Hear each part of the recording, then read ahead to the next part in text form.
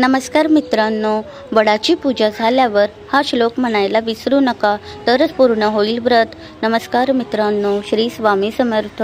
10 जून रोजी वटपौर्णिमा आहे। पूजेच्या सामानाची तयारी कराल ते एका कागदावर आठवणीने हा श्लोक लिहून घ्या आणि पूजा झाल्यावर म्हणा।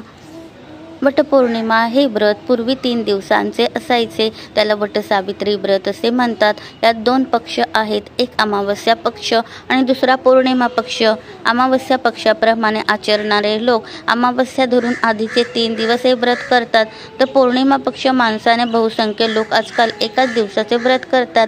आजच्या काळात हे व्रत पौर्णिमेच्या दिवशी केले जाते।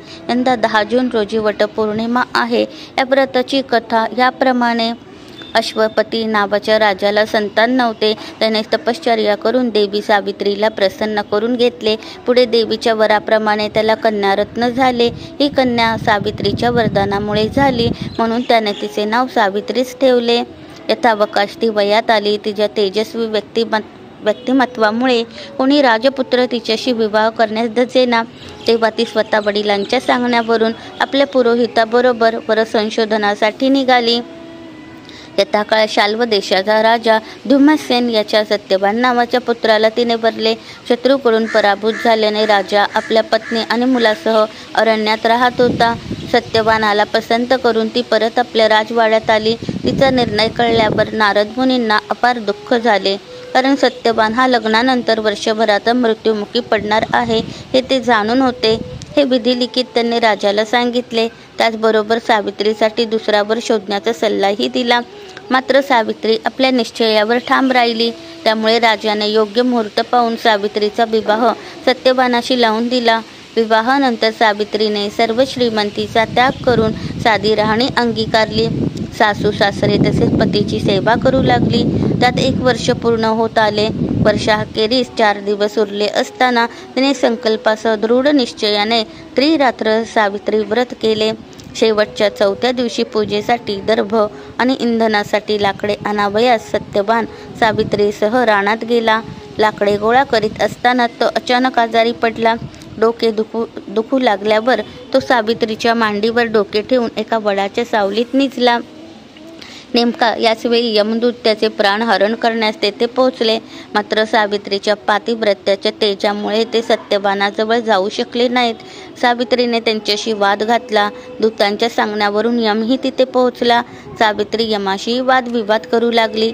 शेवटी यमाला निरुत्तर करून तिने यमाकडून वरदान मिळवले। त्या वरानुसार सत्यवानाला दीर्घायुष्य, तर धुम्रसेनाला दृष्टी आणि राज्य परत मिळाले। सावित्रीने आंतरिक गुणांची पारख करून निवडलेल्या वरास आईबाप आणि देवगुरु यांच्या विरोधाला डावलून माळ घातली। पतीचे प्राण वाचवण्याचे अवघड काम चिकाटीने, दुर्दम्य इच्छाशक्तीने आणि चातुर्याने करून दाखविले। हाच आदर्श ठेवून आजही सुवासिनी आपल्या पतीच्या दीर्घ आयुष्यासाठी वटपौर्णिमेची पूजा करतात। ही पूजा करताना हा मंत्र, हा श्लोक आवर्जून म्हणावा। सावित्री ब्रह्म सावित्री सर्वदा प्रियभाषिणी, तेन सत्येन मा पाहि दुःख संसार सागरात। अवियोगो यथा देव सावित्र्या सहितस्य ते, अवियोग तथास्माकं भूयात जन्मनि जन्मनि। तसेच वटमूले स्थितो ब्रह्मा, वटमध्ये जनार्दनः, वटाग्रे तु शिवो देवः, सावित्री वटसंश्रिता। हा श्लोक तुम्हाला डिस्क्रिप्शन बॉक्समध्ये मिळेल। ही एकार्ती शिवपार्वतींची पूजा आहे। त्यांनी जसा आनंदाने संसार केला तसा आपलाही संसार सुखाने व्हावा अशी प्रार्थना देवाकडे केली जाते। मला व माझ्या पतीला आरोग्य संपन्न दीर्घायुष्य लाभू दे, धनधान्य व मुले नातू यांनी माझा प्रपंच विस्तारित व संपन्न होऊ दे अशी प्रार्थना असते। आपल्या सर्वांवरती स्वामी समर्थांची कृपादृष्टी सदैव राहो। व्हिडिओला लाईक, शेअर, सबस्क्राईब करायला विसरू नका। धन्यवाद। श्री स्वामी समर्थ। जय जय स्वामी समर्थ।